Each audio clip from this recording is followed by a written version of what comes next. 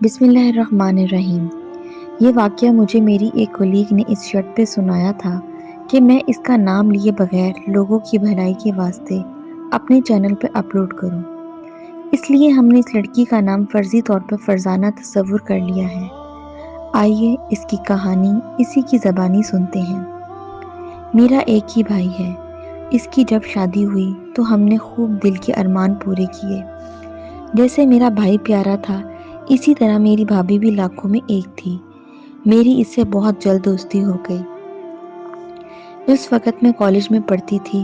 میرا بھائی آفس چلا جاتا اور شام کو 6 بجے کے بعد واپس آتا، اور میں بھی سحپہر 3 بجے تک کالج سے لوٹتی تھی۔ تب تک گھر میں میری بھابھی اور امی اکیلی ہوتی تھی۔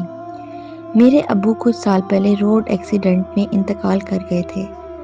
بھائی کی شادی کے بعد شروع کا کچھ وقت اچھا گزر۔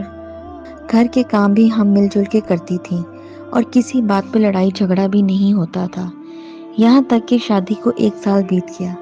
لیکن ابھی تک میری بھابھی کو اولاد کی خوشخبری نہیں ملی تھی۔ وہ اب کافی اداس اور پریشان رہنے لگی تھی۔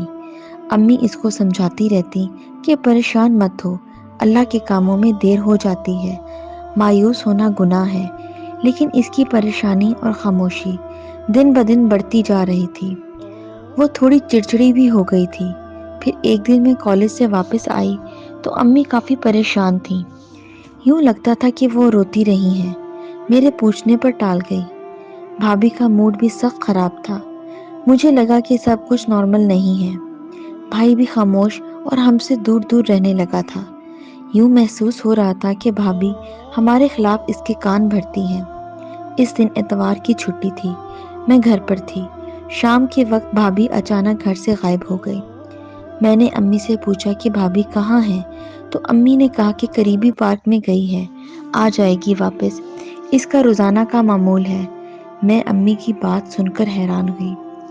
ہمارے خاندان میں اکیلی لڑکی کا گھومنا یا شاپنگ کے لیے باہر جانے کا رواج نہیں تھا۔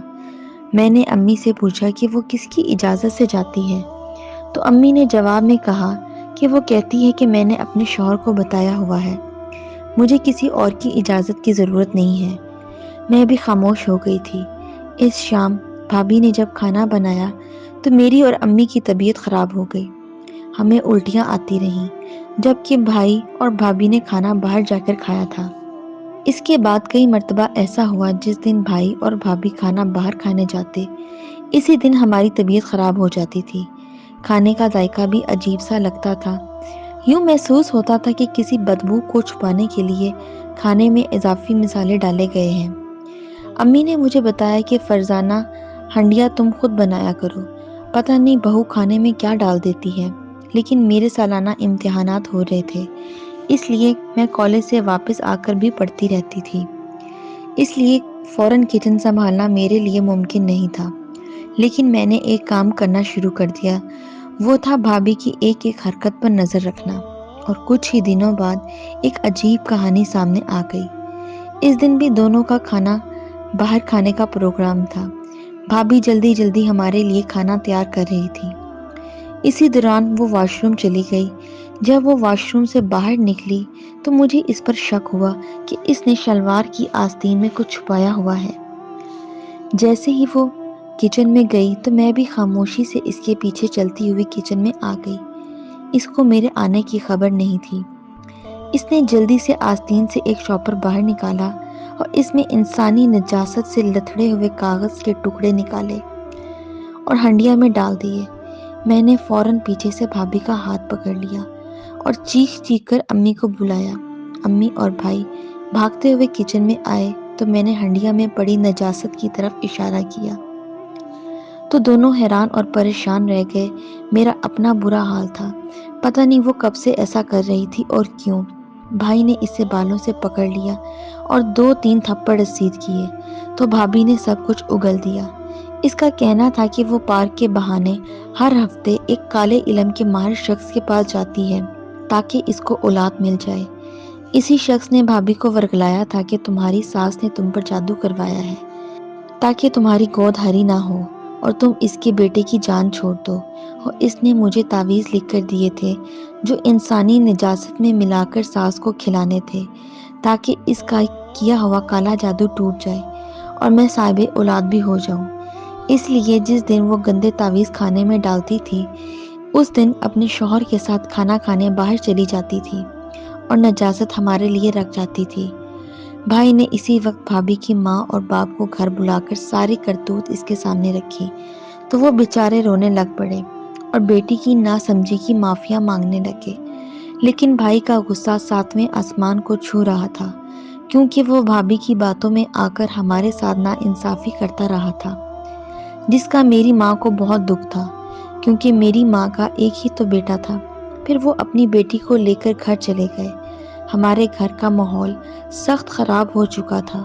میرا بھائی بہت شرمندہ تھا لیکن امی نے اس کو معاف کر دیا تھا کیونکہ اس کا قصور نہیں تھا، وہ تو اس کی کم عمر ناسمجھ بیوی تھی جو 1 سال تک گود ہری نہ ہونے کی وجہ سے پریشان ہو گئی تھی اور ناسمجھی میں کسی کی باتوں میں آ کر ایک کالے جادو والے شیطان کے ہاتھ چڑھ گئی تھی جس نے پیسے بٹورنے کے بہانے اس کو اپنی ساس کے خلاف کیا اور گندے کالے عملیات کر کے ہمیں نجاست کھلا رہا تھا۔